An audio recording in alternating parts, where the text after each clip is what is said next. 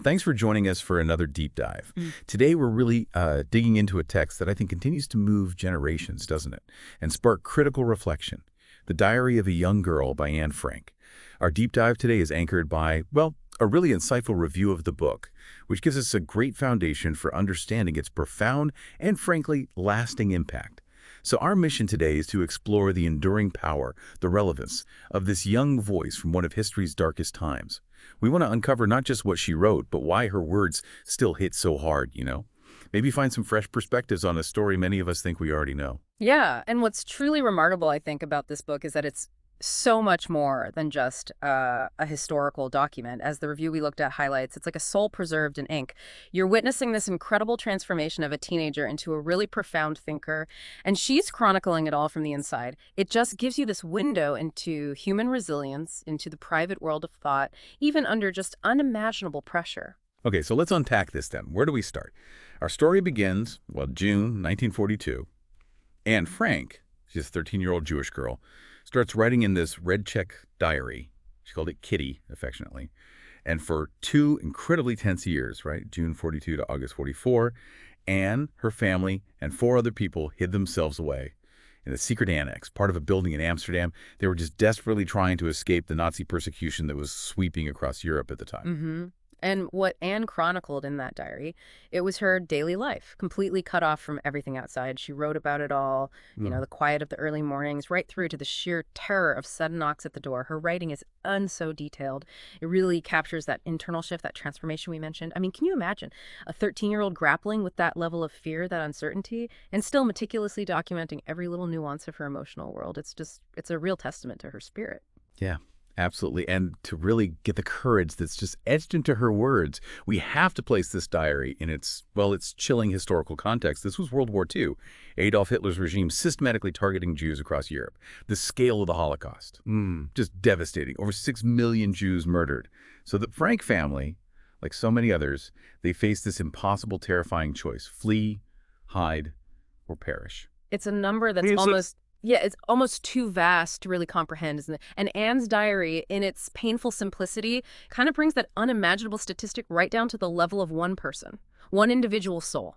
And her writings, they're not political essays, not at all. But in their rawness, their simplicity, they show us the visceral, the human effects of war on ordinary lives. Just think about it, that constant gnawing fear of being discovered, the hunger, the pervasive silence that must have filled those hidden rooms. Those were walls that heard more than the world outside ever would. Right.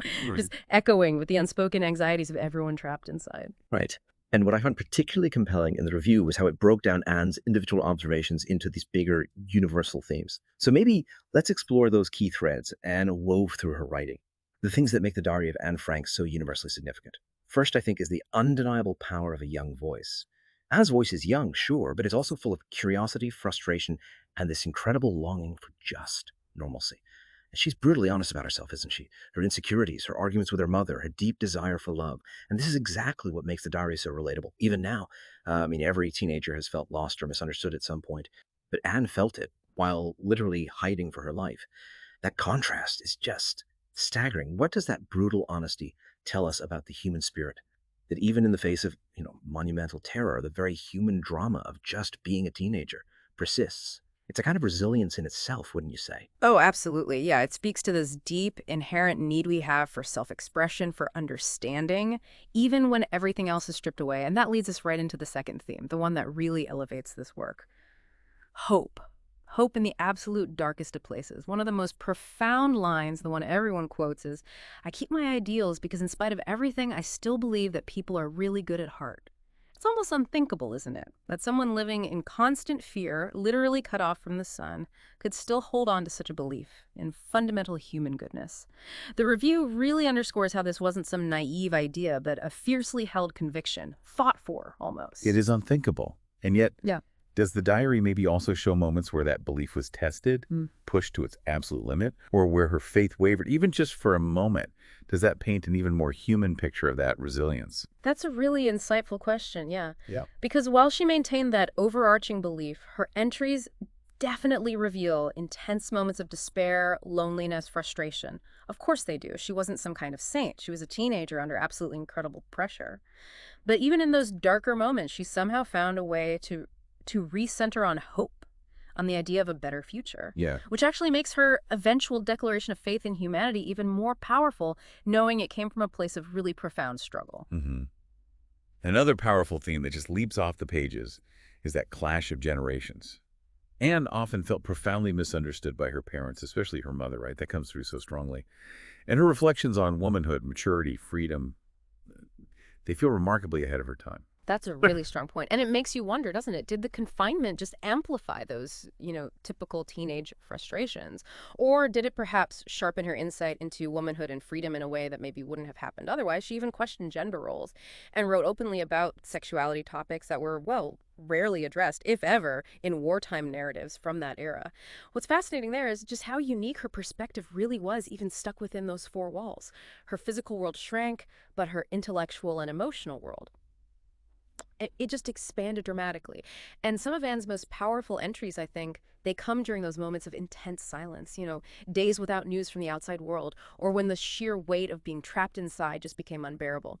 But despite that confinement, she was incredibly dedicated to, well, to intellectual pursuits. She reads voraciously, she studies, and she explicitly dreams of becoming a writer. She writes about wanting to be a writer. It's incredible. Yeah. Still dreaming of becoming a writer under those conditions. What does that tell us? Oh, that the human need for creation, for purpose, even when basic survival is paramount. And she found solace in nature too, didn't she? Specifically writing about that chestnut tree she could see from the attic window. It became this really powerful symbol, like life continuing outside, even as hers was frozen in fear inside the annex.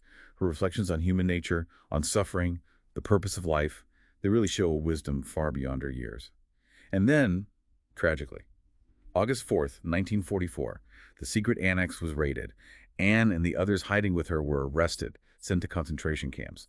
Only her father, Otto Frank, survived the war. He returned to Amsterdam afterwards, and he found her diary, the only remaining voice of his daughter. Yeah. And Anne herself died in Bergen-Belsen just mere weeks before the camp was liberated. She was only 15 years old. But like you said, her voice didn't die. It absolutely lives on so vividly in the pages she left behind. It's such a stark testament to the power of a single story against this backdrop of just monumental tragedy. And what an immense global impact that diary has had since then. I mean, today, more than 30 million copies sold worldwide. Is that right? That's the figure, yeah. Translated into over 70 languages. It's taught in schools, adapted into plays, quoted by presidents all around the world. But when you stop and think about it, why? Why does it still matter as so profoundly today? What is it about her words that continues to grip us generation after generation?